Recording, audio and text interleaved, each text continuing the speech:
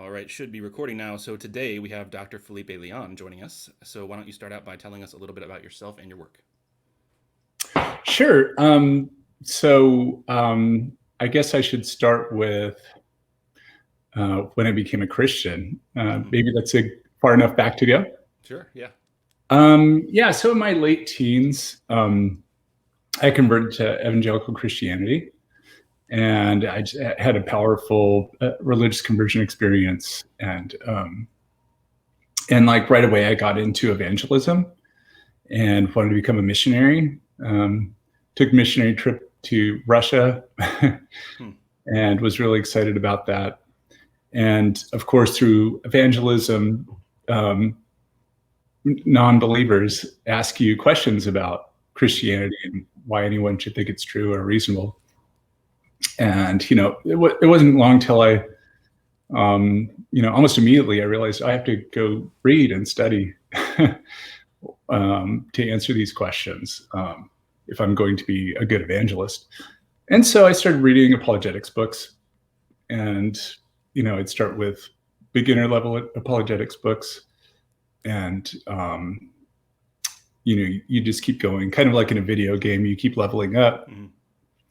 And you start to master the apologetic literature, use it in evangelism. But there's always somebody, somebody's professor, for example, that comes back with this killer worry. And then you're like, I'm going to have to go back to college. So I got a bachelor's and then a master's and a PhD in philosophy. And I was, I shouldn't say just my Christian life wasn't just academic. I was very into, just praying and studying the Bible a lot, reading lots of Bible commentaries, having lots of theological discussions with friends about different commentaries and different views on this or that. And, practicing spiritual disciplines. Right, yep. Especially as sort of explicated by people like Richard Foster and Dallas Willard. Yep. And was really into that. So I kind of had a lot of my efforts were devoted to cultivating my spiritual life. So it wasn't just purely academic, of course, right. But there were lots of years just spent in libraries reading academic books and stuff as well. But about the time when I got my master's degree in graduate school, sometime between then and getting my PhD, I lost my faith. I learned these arguments fairly well, but I had enough academic training to have a really developed logical microscope. And there's always some worry about a premise. Is the premise true or plausible? Or sometimes there's even a bad inference with these sophisticated arguments from people like Richard Swinburne, Alvin Plantinga, William Alston, and then newer philosophers of religion at that time like Michael Ray and others.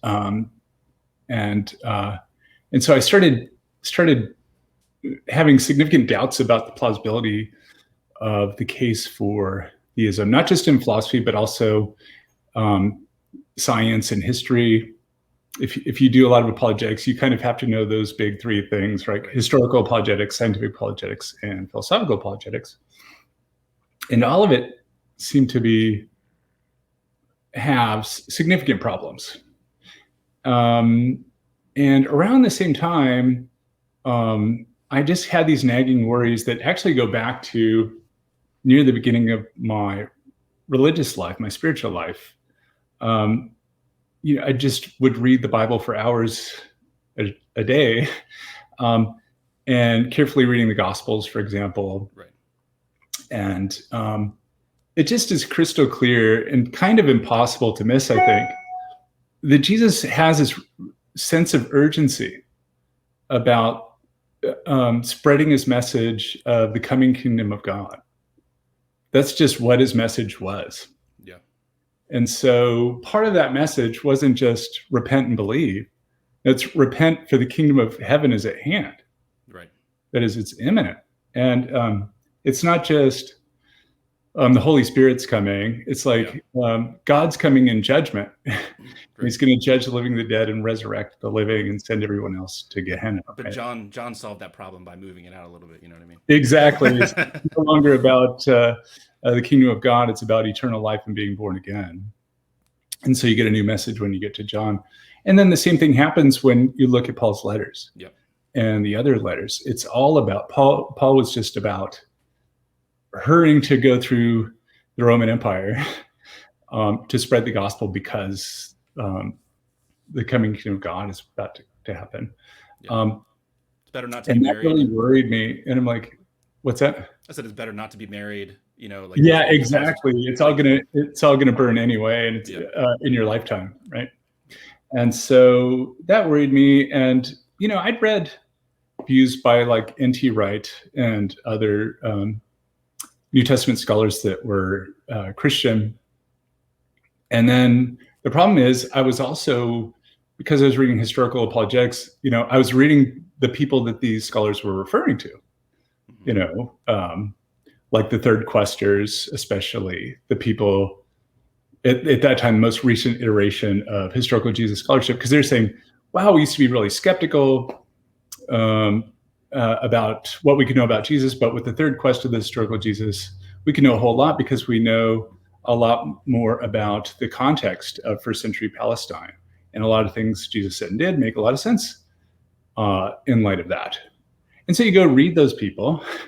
You read Paula Fredrickson and Dale Allison and all the rest. And then you're like, oh yeah, they do. You're right. They do know. We do know who Jesus was. He's a failed apocalyptic prophet. And that's what they teach. And they give a rigorous case using inference as the best explanation.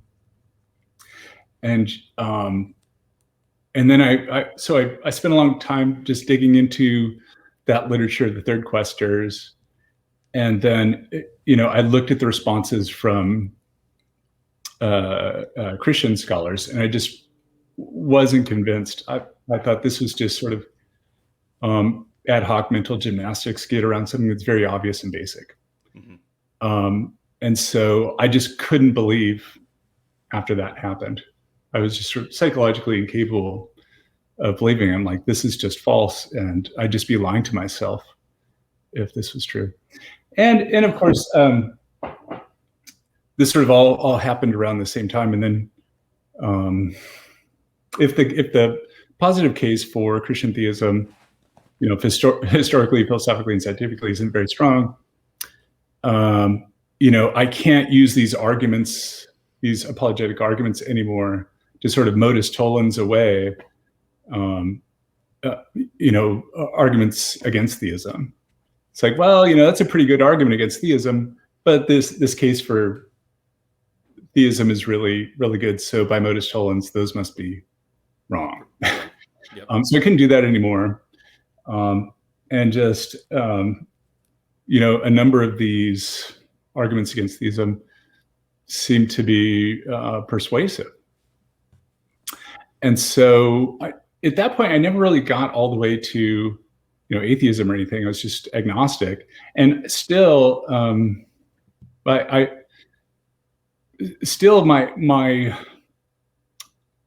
most stable position is some kind of agnosticism. But if it comes to something like conservative evangelical Christianity or something, I guess I'm an atheist about that. But I'm not like, oh, I'm certain. There's moves you can make, and there's lots of people that are smarter than me that that have things to say. And so because of that, it just leaves me less than fully confident, but just I never get past agnosticism. Yeah, I was going to ask that because I wasn't sure if you had moved. I knew you were agnostic for a while. I didn't know if you'd moved to sort of a tentative atheism, or if you're still sort of at the stable agnostic position. But yeah, that's interesting. Good. Yeah, good question. I guess I go back and forth. I mean, how about this? In my heart, more of an atheist about specific proposals about ultimate realities, say conservative evangelical Christianity. When it comes to giving a case, I'm more tentative. I'm like, well, I'm only willing to sort of defend agnosticism because, frankly, that's all you need, right? There's no reason to, the evidence, all you need to say is the evidence doesn't favor theism over suspending judgment.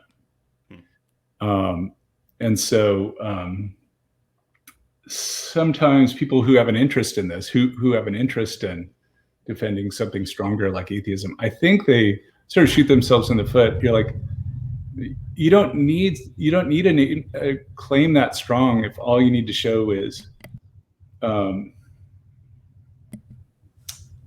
you can be a reasonable non-theist. Yeah. Right. It's harder to make to defend a stronger claim. And why do it if you don't need it?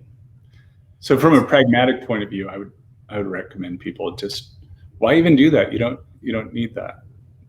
That's interesting. Yeah. I mean, my interest generally is to undermine. I mean, I don't really care specifically if people are, if they're just theists. I'm more interested in undermining religious fundamentalism, with my sort of content. And it's funny because, like you said, all you really need to do for some of these people is to just show that you could be a reasonable, you could reasonably disagree with your position, and you've undercut their entire religious system if you can. That's right.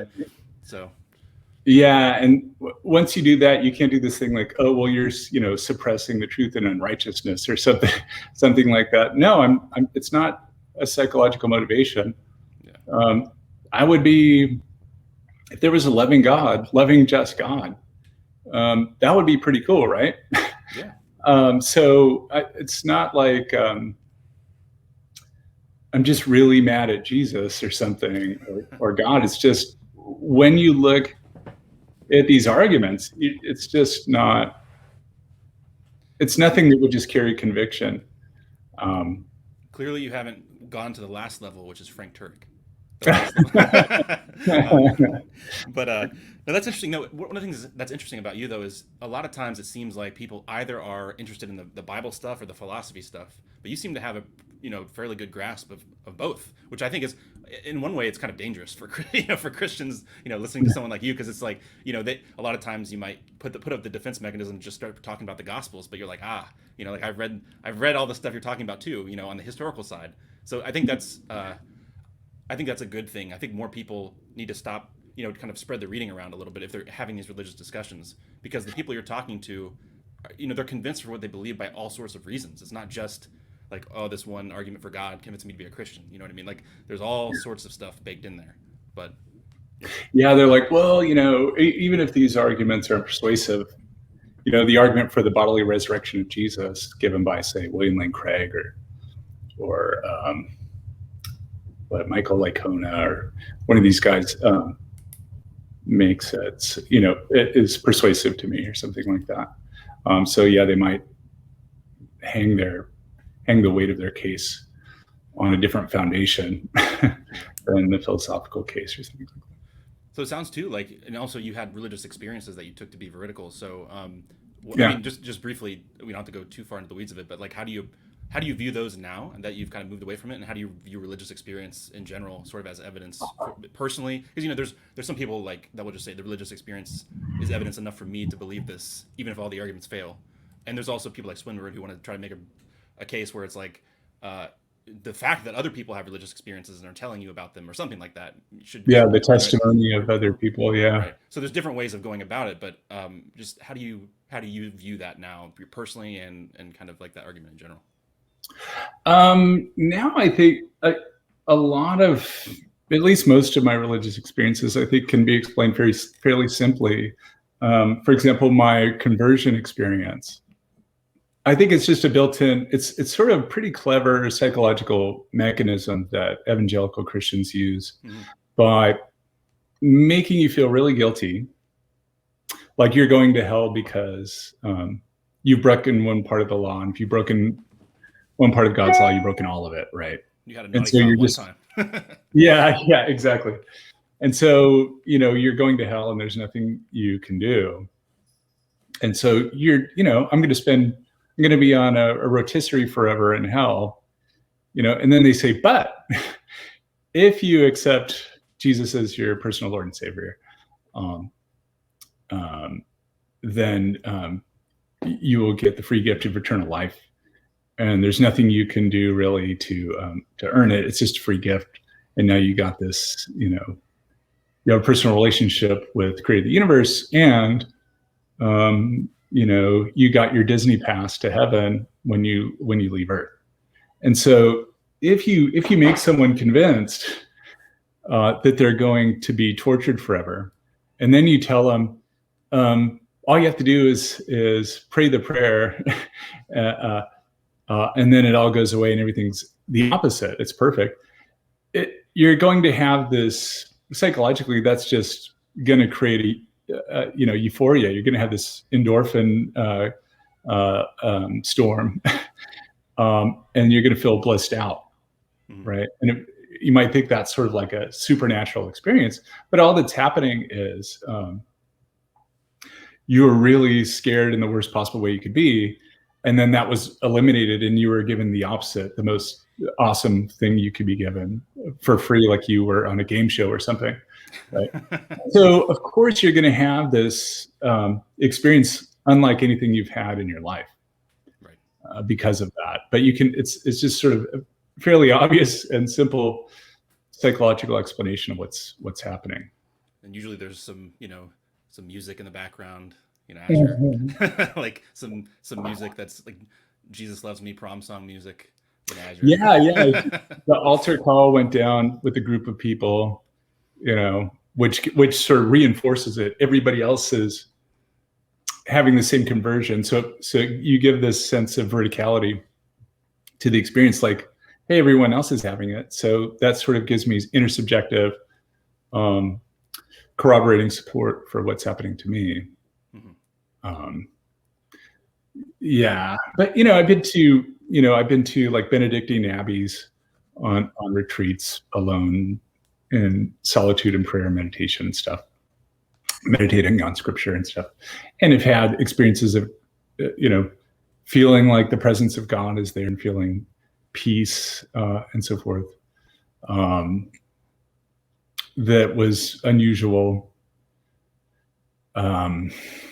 But again, I think it's the same thing. It's sort of like, well, of course, if you go to this quiet, aesthetically pleasing place and engage in these practices, you're likely setting yourself up for an unusual experience.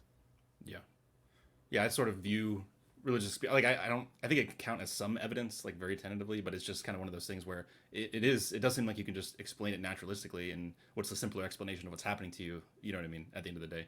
But it's interesting you said too, like you were interested in evangelism and stuff like that, because I used to like I wouldn't necessarily recommend this book wholeheartedly anymore, but like The Reason for God by Tim Keller, I would like walk people through that book and like have a beer with them and stuff like that, like every week, and kind of walk. So I was very invested in sort of evangelism as well, sort of long-term evangelism. So yeah, like friendship evangelism and stuff, right? Yeah. Yeah. And so I think we moved past this. So let's actually start getting into the meat of what I wanted to talk about, which is, if anyone doesn't know, I'll link to the description to your and Josh's, or Dr. Leon's, your Dr. Leon, you and Dr. Rasmussen's book, Is God the Best Explanation of Things? And so there's a chapter in there that I thought was really interesting, that discusses reasons for doubting the existence of God or a perfect foundation. Usually people in philosophy that talk about God, they're assuming, perfect being theism or something like that. So I guess we can sort of walk through the different lines of evidence one at a time. I have them written down, so you don't have to like think of them off the top of your head or anything like that. Grab my book, see. Yeah. And so I guess we can walk through those. Well, first of all, you started off talking about logical problems of evil. And don't you know that logical problems are dead in philosophy? Of course. Yeah. So I don't know if you want to talk a little bit about maybe your views on logical problems of evil, and maybe the state in philosophy of those, in your view. Sure. I should be careful and say my presentation of the logical problem of evil was put in a popular format because of the aims of the book to be widely accessible. But basically, we'll stick with that formulation that if evil exists and omnipotent God exists, how do those two things fit together if God is opposed to evil? A good being, this is kind of a Mackie version. A good person eliminates evil as far as they can, and there's no non-logical limits to what this good being could do. This omnipotent good being could do. It seems like you're going to get a contradiction. Then evil wouldn't exist. And so, sometimes people put it this way: if an all-knowing, all-powerful, morally perfect being exists, then evil doesn't exist. But it's not the case that evil doesn't exist. It does exist. So by modus tollens, it's not the case that an all-knowing, all-powerful, morally perfect God exists. Either they're, all-powerful, all-knowing, but not perfectly good, all-knowing, but not all-powerful, or two or more attributes, or there's just no God at all. And so, so the idea is, if God's all-knowing and all-powerful, he's able to prevent evil. If he's perfectly good, he's willing to prevent evil. If he's willing and able to prevent evil, then evil doesn't exist. So if a God with these three attributes exists, evil doesn't, right? So that's the basic idea. And of course, there's plenty of evidence for evil from our own experience, from testimony that people suffer evil. That is, people suffer. That's what I mean by evil for our purposes. And so it looks like, on the face of it, a sound deductive argument. But then there's, a standard response is, the classical free will defenses. God doesn't, he doesn't want to create a world of robots. That's no fun.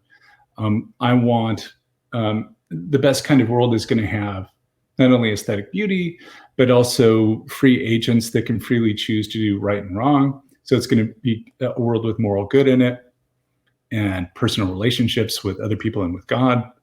But that requires the possibility of evil. And so if there's going to be a world with moral good, there has to be the possibility of moral evil. Otherwise, you can't be praiseworthy for what you do by choosing good over evil. It's sort of a thumbnail sketch of that. But then, the standard response to that is J.L. Mackey's response that says, well, wait a minute, if you're saying people are really free between doing good and bad on any given occasion, then they're free to do good, in which case they can do good, which means there is a possible world where they do good on that occasion. But if they're morally responsible for all their actions, right, through their whole life, then for each occasion for a moral action throughout their life, it must be possible, again, to do good and to do evil. In which case, there must be a possible world where that person always freely does the right thing, does good, right? If there isn't, then it is impossible. That is, there's no possible world in which they always freely do the right thing. So the person who gives that classical free will defense is committed to saying there is at least one possible world where the person always freely does the right thing.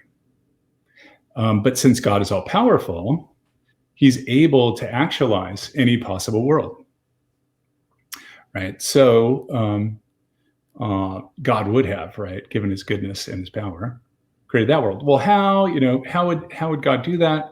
Well, God has, the standard view is God knows true counterfactuals of freedom. He knows not only what we will do and actually do and could do, but what we would do in any possible set of circumstances. So in God's mind, there is knowledge of every possible world and what every possible creature would freely do in every possible world in any possible circumstance. And so God uses that knowledge to providentially order history so that people are always in the situations where he knows they would freely do the right thing. Sort of the middle knowledge view, Molinist view. So that's sort of the meat of Mackey's objection to the classical free will defense. And then along comes Alvin Plantinga, which everybody thinks has permanently, decisively, forever refuted the logical problem of evil. And Plantinga says, wait a minute, you're assuming that God can actualize any possible world. And Plantinga calls this Leibniz's lapse. And so the idea is wait, there are possible worlds that not even an omnipotent God can actualize. And so he starts out with a very simple case. He says, suppose somebody, Greg, in possible world W, God knows that in possible world W, Greg's going to do something bad, right? So it's logically impossible for God to actualize W, that very world, and Greg fails to do the wrong thing, right?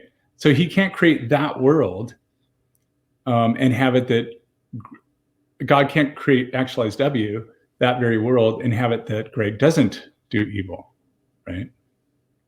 So because that's the world where he does wrong, that's built into that world. So he could create another similar world, right? Just like that one, where Greg does something right instead of something wrong, but that's not W. That's not that world, right?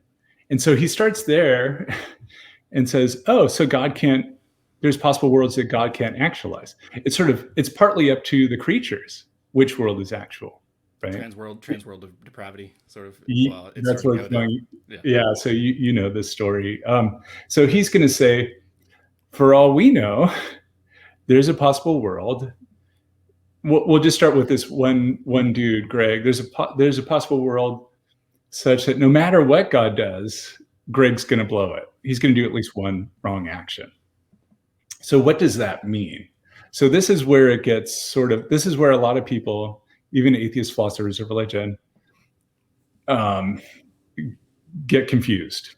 So he's talking about the semantics of counterfactuals, especially the semantics of the counterfactuals or subjective conditionals, at least, of free will. And so they have this form. If a person S was in circumstances C in world W, they would freely do A and not B, right? So if God's like, if I actualize Greg in this world, he's going to do the bad thing, not the good thing. So if it's a would counterfactual, if it has the word would in it, if he were to actualize this world, Greg would do this, then the standard, what's called Stalnaker-Lewis or Lewis-Stalnaker semantics for counterfactuals is that for a would counterfactual like that to be true, it has to be true in all, not only that world, W, but all the nearby worlds. Every single one of the worlds that are similar to that one in a ranking list that people like David Lewis have given in his book, for example, Counterfactuals. And that's the standard counterfactuals. So given sort of Lewis-Stalnaker semantics for counterfactuals, for would counterfactuals, it's not just that if God creates W, Greg's going to be in it and he's going to do the bad thing. In all the nearby worlds, any world like that one, Greg's going to do the bad thing. So there are possible worlds where Greg does the right thing, but they're just not nearby, right? Greg's going to have to be significantly different. So they're possible worlds. They're just not feasible worlds from the standpoint of possible world W. So it gets pretty thorny, right? So it's sort of like, just imagine this possible world, just this sphere, and put W in it, and just put this constellation of orbiting circles around it, W1, W2, W3, W4. In all those worlds in the constellation around W, Greg does the bad thing. There are worlds way out here and way out here where he does the right thing, but they're not nearby. They're not similar. God would have to sort of mess around a lot with, he's going to have to sort of change the nature or character of Greg to get him to do the right thing. And so what he's saying is, there's just nothing, there's nothing non-trivial that God can do to actualize Greg in that world or a nearby world where he does the right thing. So no matter what God does in the relevantly similar sense, Greg's going to blow it. So he's And in fact, if we talk about transworld depravity, just for Greg, we're going to say that there's no world, neither in W near or any nearby constellation world, W1, W2, W3, W4 around W, will Greg do the right thing throughout his entire life, or something like that. But really, that, you could go that far. But all Plan of God needs, and all he does assert, is he'll go wrong with at least one action in his lifetime. Mm. So he just can't create W or any nearby world where he freely does the right thing on every occasion. He's going to blow it at least once. And so Greg is transworld depraved, right? With respect, so transworld depravity is relative to a possible world. It's not like every possible world Greg blows it. And that's where a lot of people get confused, both theists and atheists and agnostics. Planning is not saying, I just can't create Greg at all. Right. And he'll always freely do the right thing. Just, I can't, relative to W, I can't create any feasible world where he'll do the right thing. So he's depraved. He's transworld depraved. And so Plantinga says, for all we know, there's at least one possible world, say W, maybe it's the same world, where every possible creaturely essence God could create. Now think about this, just non-denumerably infinitely many creaturely essences, right? God could create a W. Every single one of them would blow it at least once with respect to some moral action. They're going to do one bad thing at least one time in their life. So that's the claim of sort of possible universal transworld depravity. Universal, where you're talking about everybody, right? There's a possible world, say W, where every possible creaturely essence is transworld depraved. In all the constellation of worlds around W, all of the possible, non-denumerably infinitely many creaturely essences, every single one of them is going to go wrong, right? So that's his claim. Yeah. And it's different texts from Plantinga. People think it's ambiguous. Is he saying it's just epistemically possible, or metaphysically possible, or logically possible, or what? And so the most charitable thing to say is it's epistemically possible. It's possible for all we know. It's true for all we know, given our evidence, given our total evidence, that there's a world like that where every possible creaturely essence is transworld depraved. So there are plenty of possible worlds where no matter what, it's some world or other, no matter what creature you pick, they're going to always do the right thing, right? But there's at least one world where their counterfactuals are all messed up. So that's the idea. And so boom, that's Plantinga's response. That's his free will defense in essence. For all we know, there's a world where everyone's transworld depraved. So God's hands are tied, right? If he's going to create W, there's nothing he can do. So there are possible worlds where everyone does the right thing relative to W. It's just not a nearby world. And so theists and atheists, after Plantinga gave that, and people chewed on it for a while and really internalized what he's saying, said, "Oh yeah, he's got us, right? That's just the ultimate killer response, defeater for that's so that in that case it'd be an undercutting defeater for all we know, right? That's an undercutting defeater for the logical problem of evil.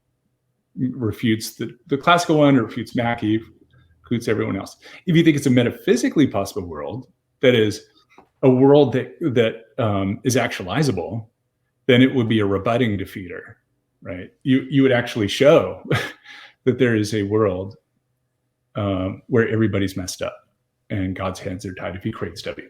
Okay, so that's the background. Mm-hmm. Now, the problem is, since then, there's been a significant body of literature by both theists and atheists that say, chewing on this a little bit longer, really, really chewing on it, it's not clear that Plantinga's argument succeeds.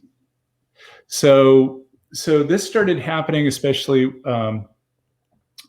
with people like Alexander Proust and Michael Almeida and Richard Ott, have shown actually, I think it started with Richard Ott. He says, actually, the notion of possible universal transworld depravity is incoherent and necessarily false. And then I think Alexander Proust came along and said, oh, wait, there's a way to repair it. But ultimately, it fails. And similarly, Michael Almeida has come to the same conclusion. Now, that doesn't mean they don't think that there's other ways around it, but we're just talking about planning as free will defense. They think there's a problem. So I think the most powerful version of this response is from Daniel Howard Snyder, who is a Christian philosopher, who wrote a chapter for a book on the free will defense, which I can give the reference later. Really, really powerful undercutting defeater for planning as free will defense.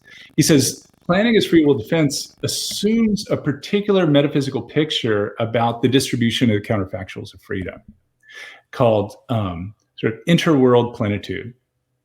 And that means that every possible distribution of counterfactuals of freedom exist in some possible world or other. There's transworld depraved people, transworld sanctified people, people that always do the right thing, and so forth, and everything in between. But the problem is, you can't find that kind of distribution concentrated in any particular possible world, right? So that's interworld plenitude. It's some world or other. You're going to find one of the possible configurations of the distribution of counterfactuals of freedom. Some people will be totally messed up. Some people will be saints. Some people will be a mix of good and bad. But they're not all concentrated in a single world. They're spread out across the universe of possible worlds. On that view, yeah, there will be possible worlds where everyone's transworld depraved.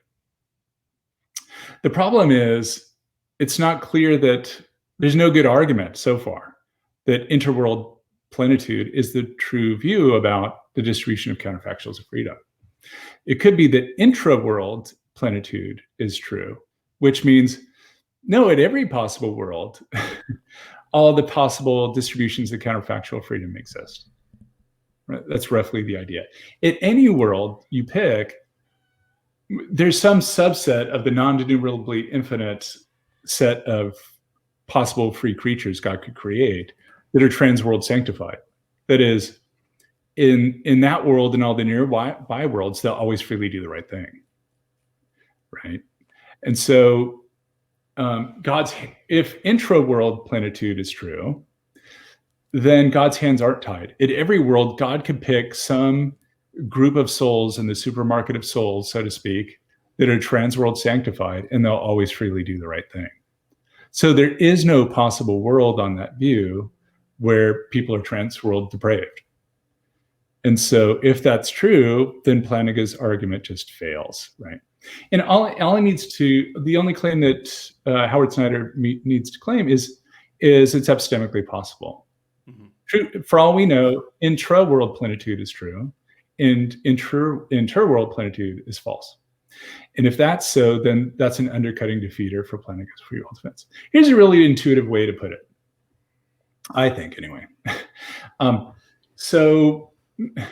If you think about Christian theism, evangelical Christian theism, God, if you have a born again experience, God's spirit lives within you, and He starts renovating the heart, the spirit, the soul, and the spirit, and the character of the person. And if they participate with God, they become more and more sanctified, and they have a sort of renovation of the heart, as Dallas Willard would say. And they start taking on the character of God. And it won't happen in this life completely, but in the next life it will. So it's possible to become the kind of person, and on evangelical Christian theism at least, standard evangelical Christian theism, at least the saints will become transworld sanctified. They'll take on a certain character and nature, which will make them grossed out by sin and delighting in doing righteous, good things, being a virtuous person. And it's easy for them because now they have the character traits right? The habits and dispositions, so that it's easy and natural to do the right thing. That's where the saints are going ultimately, right? And the idea is it seems really easy for God to do that right now. God could have just given us a nature where we're free to do right and wrong, but we're just kind of grossed out by sinning. Like, ew, it's like eating a feces sandwich. Gross. I could do it. I could eat a feces sandwich, but I just wouldn't unless, you put me in really weird circumstances, like when you're going to torture me to death if I don't or something, or my family members. I'm just not going to do it. So in no nearby feasible world am I going to eat a feces sandwich, right? God just can't actualize Felipe in W, or any world nearby W in the constellation of similar worlds orbiting W, where Felipe freely chooses to eat a feces sandwich, right? And the idea is, similarly, God could create people that could do evil, and they do in sort of far out worlds, but in all the nearby relevantly similar worlds, they don't, because they're grossed out by evil. You'd really have to push them to do it. So it seems pretty easy for God to give people a character and nature where they could sin. There are possible worlds where they sin, but not any of the nearby worlds. And so they're trans-world sanctified. I mean, if evangelical Christian theism is true, that's not only possible, it's actual, right? All the redeemed in heaven are trans-world sanctified. So all those people can be trans-world sanctified. And so it's just sort of, so another way to put it is, okay, what grounds the counterfactuals of creaturely freedom? Presumably it's going to be the character of the person. If a person is sort of virtuous, then that's going to ground their dispositions so that in all nearby worlds they're going to do virtuous things. Even though if you really stress them out, they're going to do unvirtuous things. So all God has to do is just change our temperament a little bit, and you won't have sin. Certainly you won't have the kind of evil or wickedness you see in the actual world, right? It seems fairly easy. Then you could come back and say, well, sure, but then, what about the great good of character formation? If God just made us saints from the get-go, cookie cutter saints with an aversion to sin and a delight in goodness, then that's kind of a cheap world and an easy world where we don't really get moral credit for, this is very Richard Swinburne kind of response, where we choose the kind of character that's praiseworthy, because it was difficult to become a virtuous person, where we started out with inclinations to sin and be selfish and all that stuff. And we overcame that through a course of behavior where we chose the good thing over the bad, and then we became virtuous, right? So the problem is that seems hard to square that with the doctrine that God is essentially morally perfect. Right, yeah. So God was a saint, cookie cutter, virtuous saint from the get-go, and he didn't undergo a period of character development. And we still worship him. And yeah. Why yeah, worship him? Yeah. So hashtag just this once, we have a praiseworthy person that didn't have a choice in developing their character, right? And you're like, well, that seems pretty ad hoc. If God gets credit for if he's praiseworthy and morally responsible, even though he didn't go through a character of soul building, soul making, or character formation, why is it? Yeah. Does that mean God's character is inferior to ours because he didn't get to choose his character and go from selfish to saint? It seems like we should look down on God because, what credit is that to you? You were just sort of, in effect, built that way. So that's the worry. It's sort of like, then, it seems to be incompatible with other parts of theism.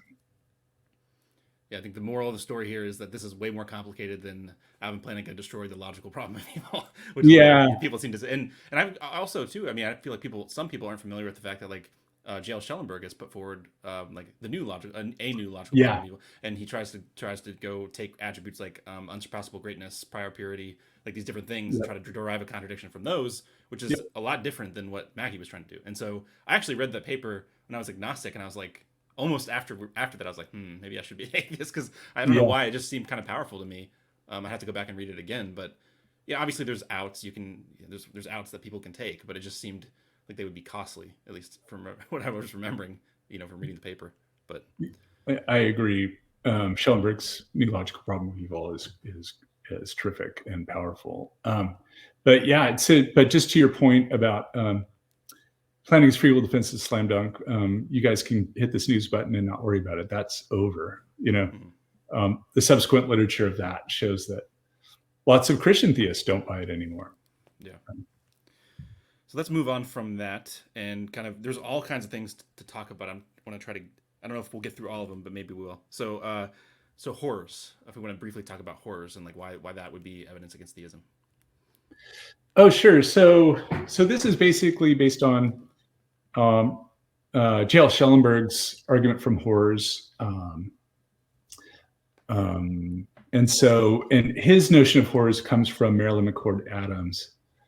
Sort of like the basic idea is a horror is a kind of evil that someone suffers that would make them rationally judge that overall their life isn't more good than bad.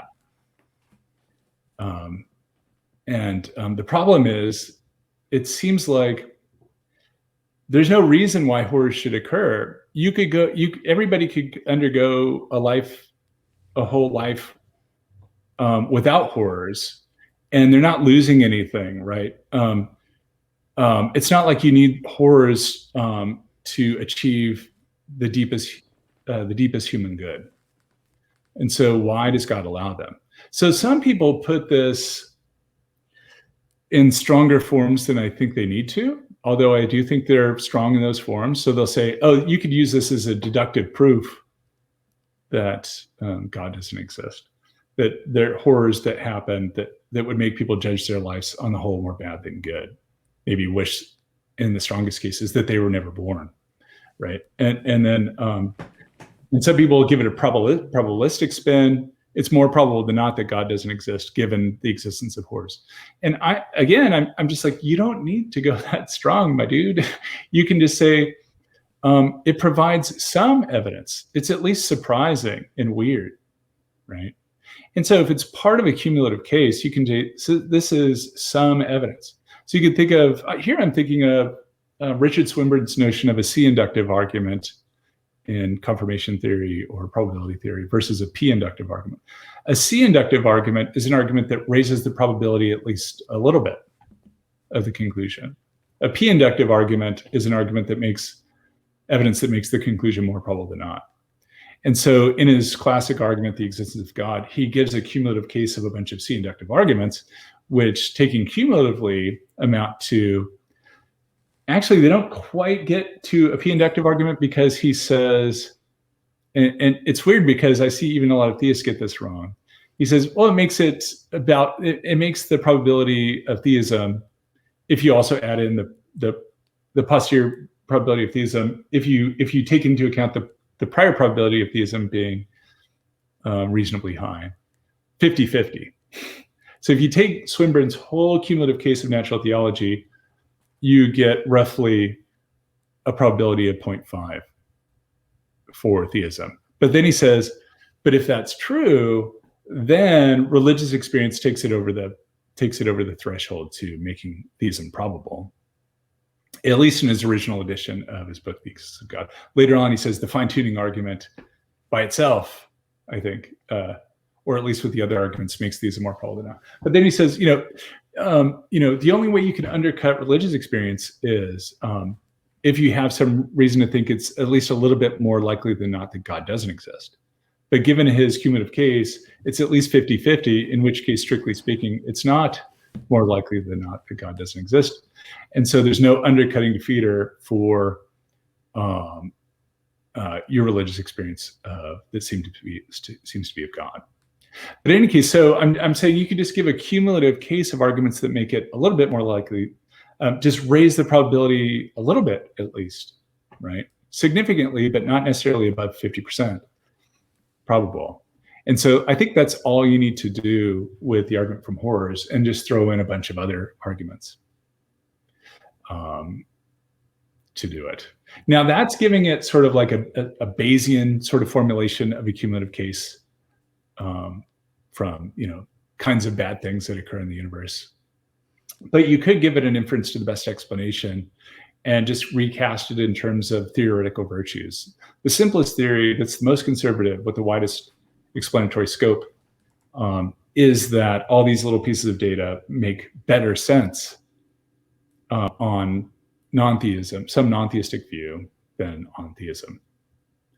And so what I officially do, in the book is say, this is enough to make it 50-50. And that's all you need. Then if it follows that the case for theism doesn't make theism more likely than not. At best, it's counterbalanced, in which case the appropriate attitude is agnosticism. But if you were really to push me, I would say, yeah, this actually shows that theism is improbable. Just haven't taken need to take Pascal's wager. Yeah, which God? Which God should I wager on, right? Yeah. So yeah, but right, yeah. So that's my view. Once you take the argument horrors, hiddenness. Well, I guess we'll go through more. Hiddenness. Yeah, go ahead and talk a little bit about hiddenness. I want to try to. We're getting close to an hour, but I want to try to. Sorry. Yeah, no, that's fine. A little bit faster. So, yeah, so hiddenness is the problem of non-resistant non-belief. Mm-hmm. There's people that are willing but unable to believe that God exists, right? So you're like, no, you can just believe, right? I have my students say that. I'm like, well, I can tell you that I believe, and I can act like I can believe, but that's different from believing, right? Mm-hmm. I don't have any confidence in the view in my heart. Right. So, what God wants is some kind of confidence and trust, right? But that requires that you have at least some decent evidence, right? That goes beyond hope to actual belief. So if believing that God exists is a necessary requirement to have a relationship with God, and there are non-resistant non-believers that are willing but unable to believe, that seems to be some evidence. I mean, some people take that as a deductive proof that God doesn't exist. Because if God really loves us, if he's unsurpassably great and loving and empathetic, he would give everybody who wants it sufficient reason for believing. Or just, how about this? Don't even talk about evidence. Just make them capable of believing, right? But there are non-resistant non-believers, which is very much, like X-Files, like, I want to believe, right?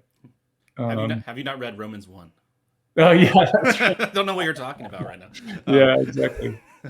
So I think it's funny because I make this joke, I've made it elsewhere, but the idea is like you could line up like millions of atheists all saying like, I'm not resisting God, or people that don't even know the concept of God in front of some of these people who like hold to this Romans 1 interpretation. They could all be like, I'm not resisting God, but then they trust the testimony of like decades after the fact written accounts that a guy came back to life and floated into the sky. But there's people right in front of you just trying to tell you something about their inner psychology that you don't believe. It's just like I'm Go ahead. Sorry, okay, yeah. Are you frozen? Yeah, but it's I'm suppressing the truth and unrighteousness or something, right? Because my foolish heart is darkened because, I don't want God in charge of my life, and I want to sin or something like that. Like, no, my dude, I was an ardent believer that went to get a PhD so I could be a university professor that was an example on campus of what a virtuous, intelligent Christian could be, be a light in the world. That was my goal. And it led me to agnosticism or atheism, right?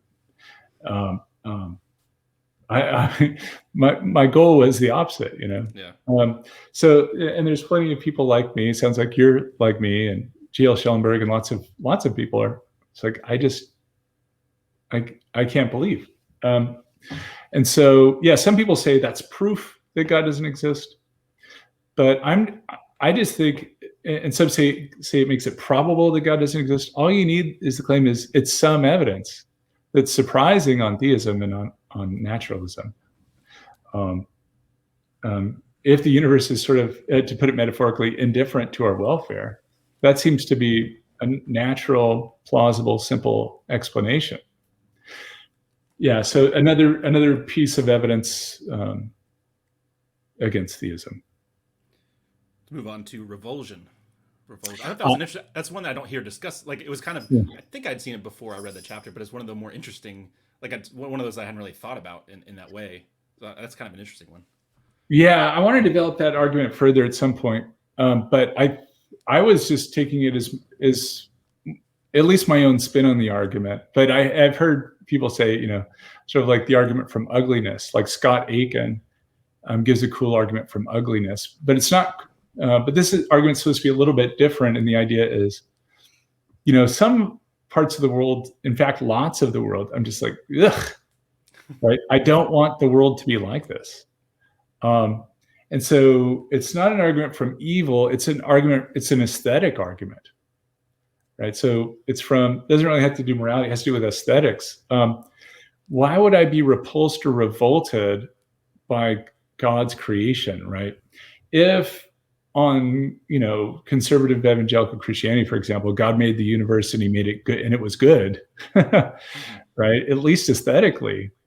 It'd be weird. You'd expect me to be my cognitive faculties, to use some Alvin Plantinga jargon. If you'd expect it to be such that if my cognitive faculty, God designed me so that if my cognitive faculties are functioning properly, I wouldn't go yuck at this creation. The fish tongue, the little I've forgotten the name of it. Something exigua. This kind of fish. The symbiosis between a fish and this parasite. This parasite gets into the mouth of the fish, latches onto its tongue and sucks all the blood out, and the tongue falls out, and the bug becomes the tongue. Yeah, it's just disgusting. And there's Venezuelan millipedes or centipedes that eat bats. Just there's so many parts of the world, and I list some in the book, and everybody could probably think of more. Send me your examples, where it's just gross.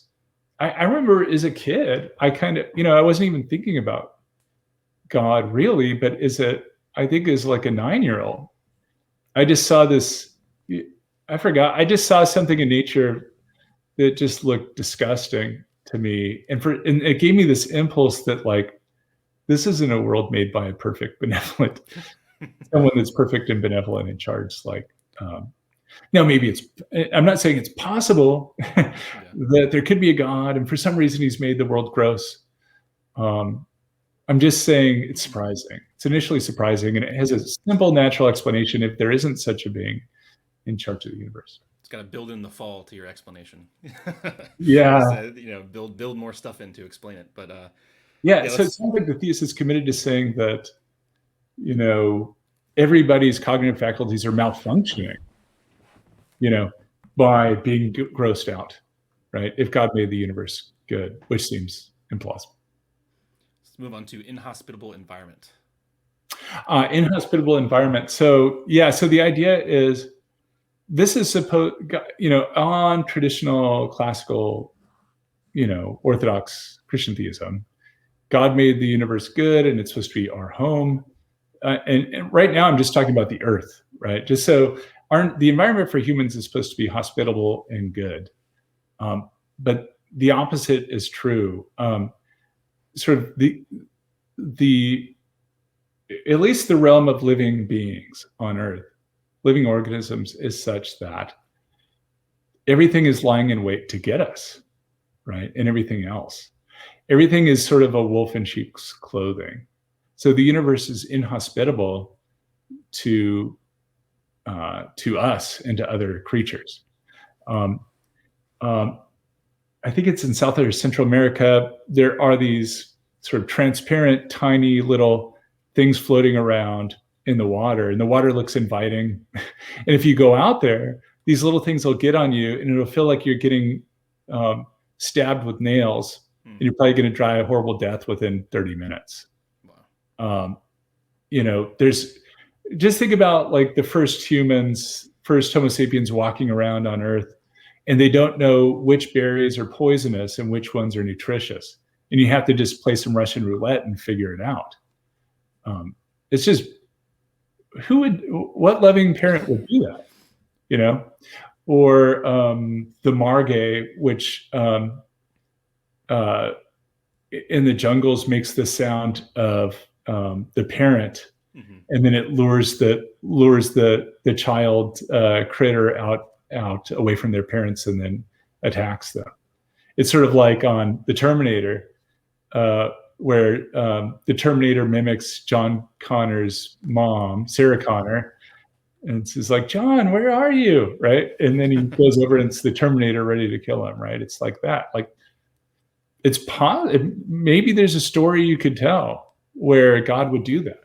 But again, sort of a simple natural explanation that doesn't require any further assumptions is, well, that's expected on sort of an evolutionary naturalistic picture. All these critters evolved to survive and reproduce in their natural environments and in normal conditions. And so they have to do a lot of tricks to eat, right? And the universe is sort of, again, put it metaphorically, indifferent to our welfare.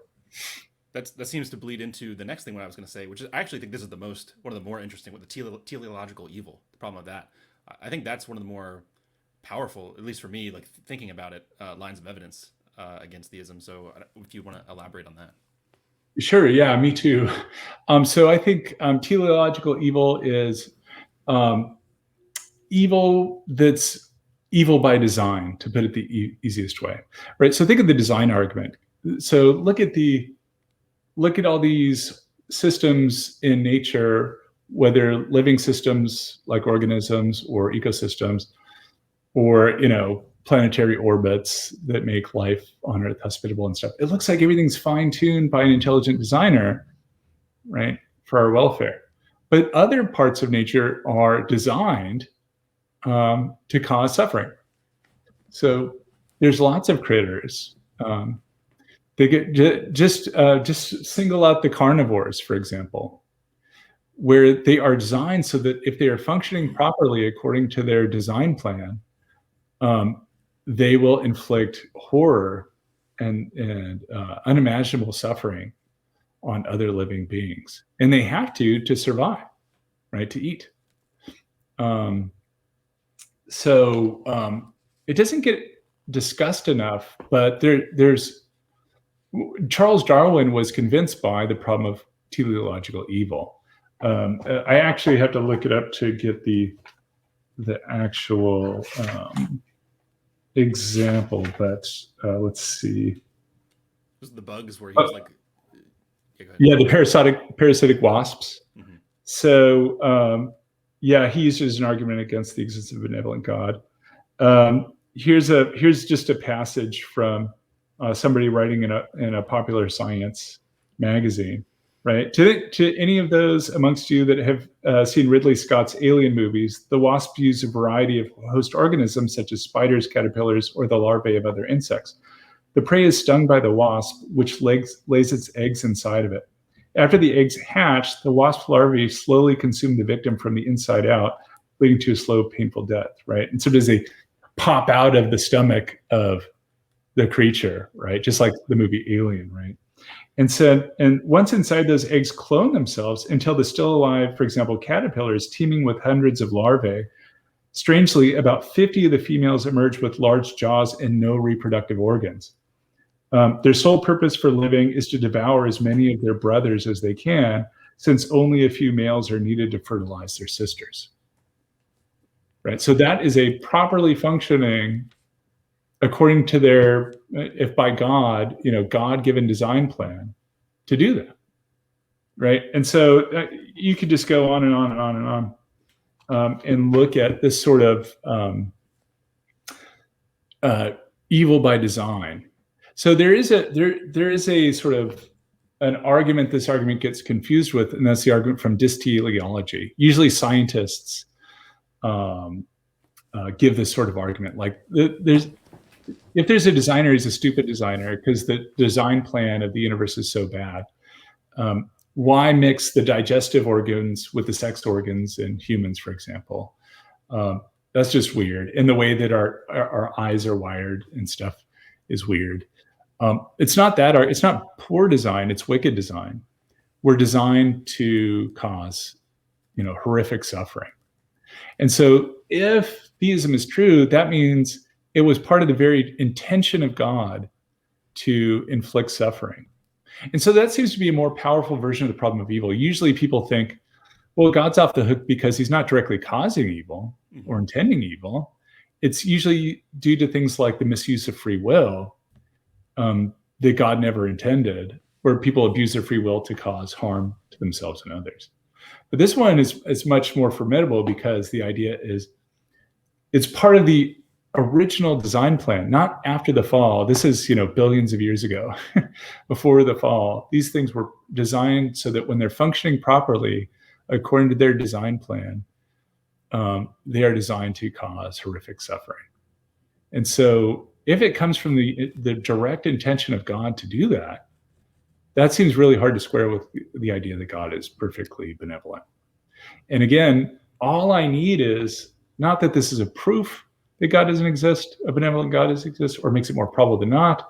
It's some evidence, which is surprising on theism and not naturalism. There's a very natural explanation in terms of just sort of a godless universe just going by the selective pressures of natural selection that would explain this, right? It helps them survive and reproduce. And that's what evolution is all about. Yeah, it was interesting. I pushed Josh on this when I talked to him, and he's actually toying. I don't think he mentioned it in the book, but he's actually toying with the idea that maybe something like a lion or whatever had a soul from like another life that like came into the lion and like took on limits for some reason. So it's starting to get, and I feel like, I mean, that's adding complexity for sure, but it seems like the hallmark of maybe a good or kind of scary argument is you have to start to kind of build that into, to try to explain like why is all this like animal suffering and death, specifically like teleological evil.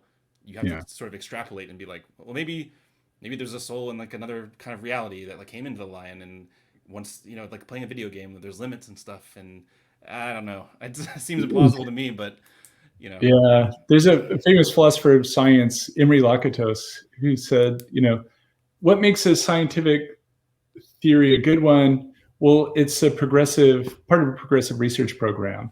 You generate a theory that has a hard core that doesn't really change, and you have a penumbral belt of auxiliary hypotheses that come and go, but they're a natural fit with the research program. And the theory keeps making novel predictions, successful novel predictions, right? But if a theory becomes a degenerative research program, the penumbral belt of auxiliary hypotheses around the core, in this case theism, they're not making a lot of novel predictions, successful novel predictions. Their main purpose is to be a protective belt to protect the core from refutation. And it's sort of like, once you get a bunch of these explanations for, well, here's maybe why God allows these weird counterintuitive things to happen despite what we would expect. My own view is that, theism, the effect of this cumulative case of the sort I'm giving, and that can be extended, seems to indicate that theism is a degenerative research program. All right, let's move on. There's a couple that are sort of, I mean, some of these are interrelated, so like evolution and teleological evil and stuff like that. So there's like evolution, languishing, pain, and pleasure. Why those? If you want to, I don't want to lump them all together because I know they're distinct. But if you want to kind of give a brief overview of why each of those things might count against theism as well. Try to make it through all of them. Oh, okay, sure. So evolution is, so these are, and Draper doesn't like the way that I put it, but I'm kind of, for the book's purpose, I'm trying to keep it fairly intuitive. But it's just weird that if God exists, he would use evolution, which is this long, painful process where a lot of suffering seems to be pointless. Whereas a simple explanation, I'm just trying to do it very, very quickly. Yeah. Whereas a simple explanation would just be, why even bring God in? You could just explain in terms of something like evolutionary naturalism without God in the mix, just selective pressures. And so flourishing and languishing is related to the problem of evolution, so that, not many creatures flourish. And if they do, they don't flourish for very long. And typically, most creatures are such that they languish for a significant portion of their lives. even if you're lucky enough to be born healthy, in the later stages of life, I'm getting to that point, like my lower back is just killing me. You start getting, the later portions of your life, your knees and back hurt, and you get all sorts of pain, and you start running down, and your mind doesn't function as well. And a lot of people judge that, the latter half of their life, the pain and the languishing they endure sort of overrides or swallows up the good portion of their life, which is, that's really surprising on theism, but on naturalism, it's to be expected. Evolution by itself isn't aiming at flourishing. It's just aiming at the propagation and preservation of the species, as Hume would put it. And so that's a much more plausible hypothesis, it seems, that is that the ultimate cause of the universe, the ultimate source of the universe, is something that's indifferent to our welfare, and the immediate causes, and no doubt ultimately the cause of the universe, are indifferent to our welfare. Otherwise, they wouldn't have just aimed at mere preservation and propagation of the species. They would have let us flourish. And then, which one? I forgot which one am I reading? I think you did languishing. Pain and pleasure might be next. Oh, pain and pleasure, another Draper argument. Again, I'm butchering it, but for the interest of time. So the idea is, on evolution,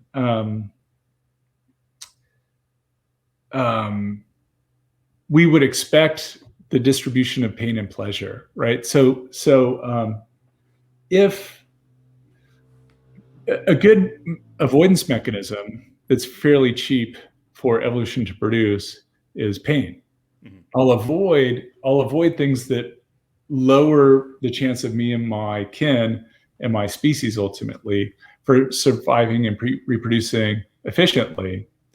If something really hurts, I'm going to avoid it, right? And most critters are going to avoid it. But you wouldn't expect, but then you're going to get a lot of cases of pain that aren't connected to, flourishing or soul making or anything like that. You're going to get, for example, some pain exists even after it has any useful function of preventing you from doing something harmful, like putting your hand on a stove or in the fire or whatever, right? The pain can persist even though it's not performing its function. Why would evolution do that? Well, it's not looking out for you to be happy and flourishing your whole life. It's an efficient enough mechanism to get the job done, to get enough critters to survive and reproduce. By contrast, if God exists, why would he even use pain at all? And if to get us to avoid harmful things, why wouldn't he just do the diminishment of pleasure? And in fact, he could just, he could just make pleasure diminish. And that would probably be sufficient to get us to avoid things because they're no longer fun and pleasing. So this is the way I'm using the argument is influenced by Draper, but it's more closely tied to Hume's second version of the Problem of Evil in the Dialogues Concerning Natural Religion. And so the fact that pain and pleasure, especially pain as a mechanism for getting us to avoid doing harmful things, is surprising on theism, but not naturalism. One of the other things that I thought was actually really interesting is the ineffectiveness of prayer one, because it's it's interesting because, there's all these theists like, well, all these prayer studies don't prove anything, blah, blah, blah. But if let's say, if a bunch of people prayed to the Christian God and like stuff happened, that would clearly be evidence for, on their view, they would be like, well, yeah, that's evidence for the Christian God, because if you're praying to the Christian God, stuff happens. But the second, you kind of, nothing happens across the board, it's like, oh, that's not really evidence against. It's like if it's kind of trying to have your cake and eat it too, where you have, you know what I mean? Hindsight wingtails you lose, sort of similar to something like that, or nothing is going to count. The only things that count are things that help me, help my case, and if not, they can't. If they don't help, I'm not going to. They don't count. Yeah. It's kind of like the argument from Scale too. It's like, imagine if the world was like human centric, they would be like, well, yeah, that's because God made it that way. And then when you kind of zoom out and it's like, well, you got the pale blue dot and we're just kind of swimming Yeah. in this ocean of space. It's like, well, that's not really evidence against God, even though it would be if we weren't, like, it's just, I don't Yeah. know. Yeah, I agree. It's just sort of like, again, it's sort of like this thing that it's not a proof, but it's at least it's at least surprising, and there's a natural explanation without ever having to appeal to God. Again, yeah, with there's lots of controlled double-blind experiments, randomized trials of people who say, let's test to see if prayer does anything. Heart attack patients or people with cardiac problems, tons and tons of cases, and they're like, yeah, the prayer seems to have no more effect than chance in these cases. In fact, some cases it makes it worse because the patient is now anxious that they're not going to confirm the prayer's aims. And so it's just surprising that whenever we test it in a rigorous way, it doesn't seem to be confirmed.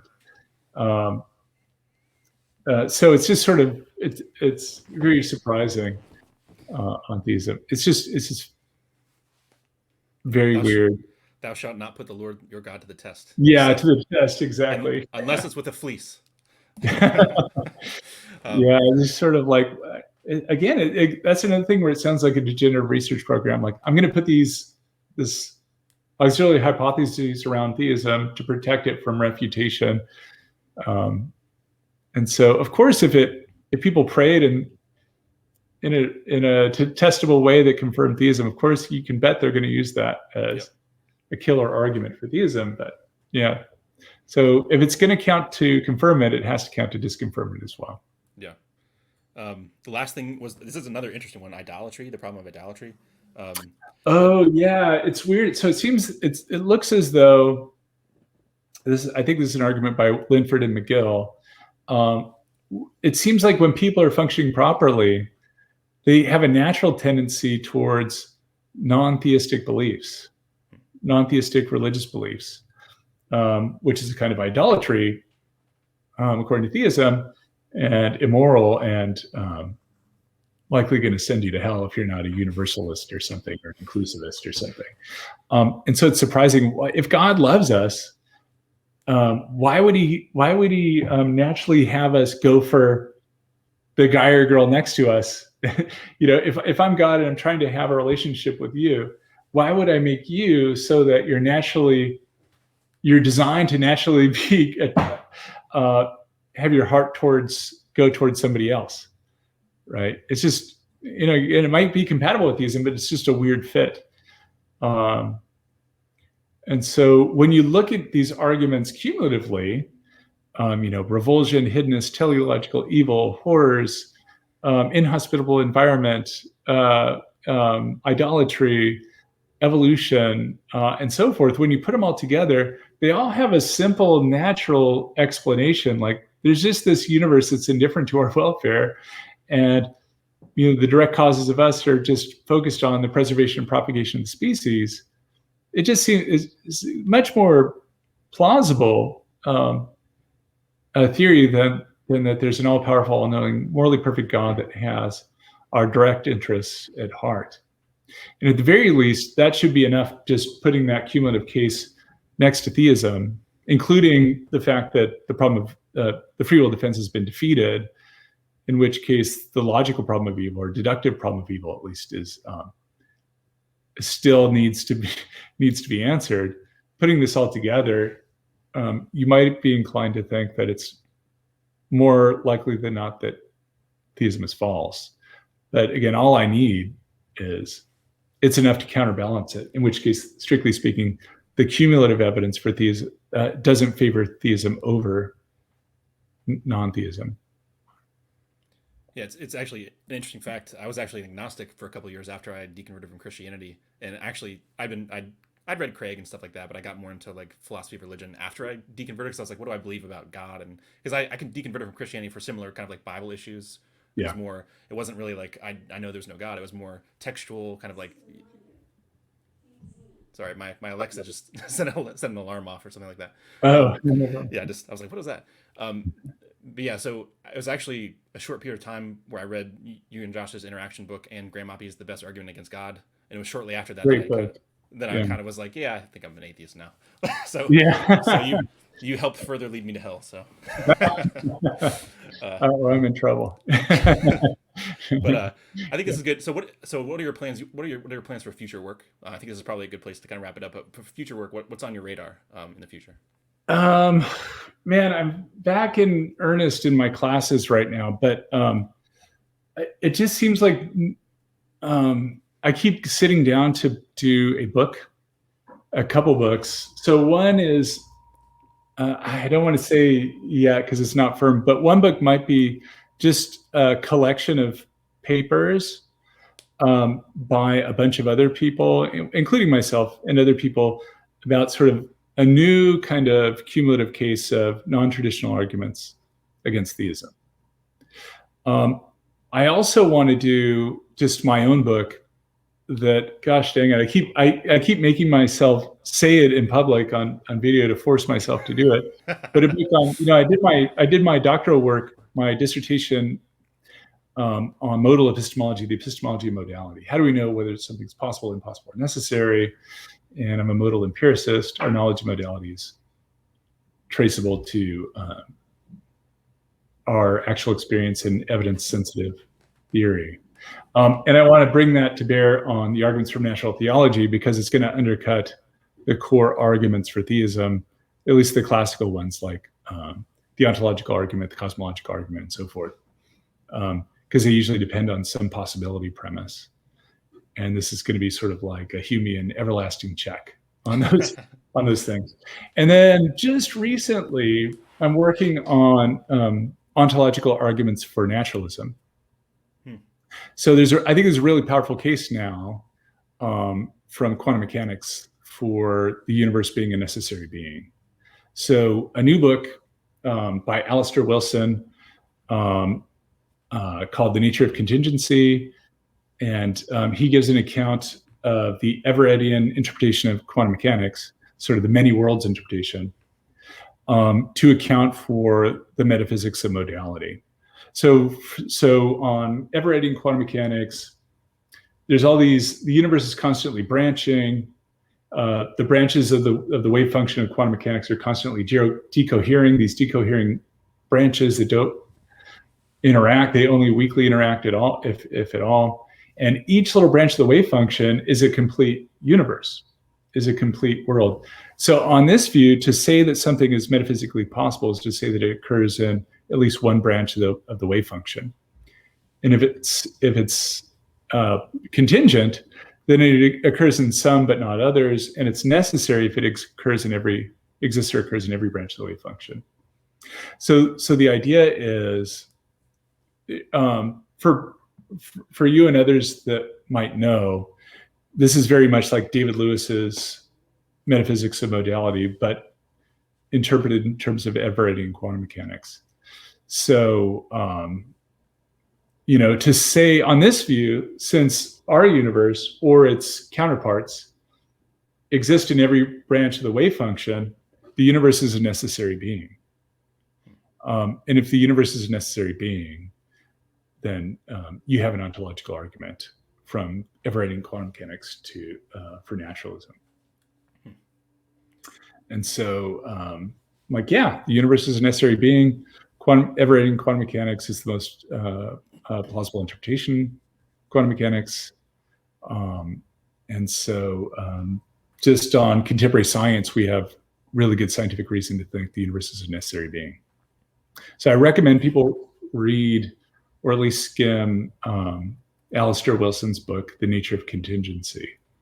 And it's so I want to write up a paper. I have a draft of a paper on that that I want to submit somewhere. And so hopefully I'll beat it into shape within the next year or two, so that it will be something, or maybe I'll just contribute to a book as a chapter or something.